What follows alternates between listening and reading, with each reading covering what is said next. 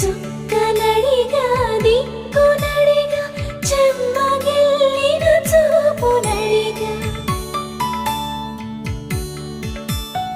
నీరు పొంగిన కనులలోన నీటి తెరలే అడ్డు నిలిచి చూసుకోమని మనసు తెలిపి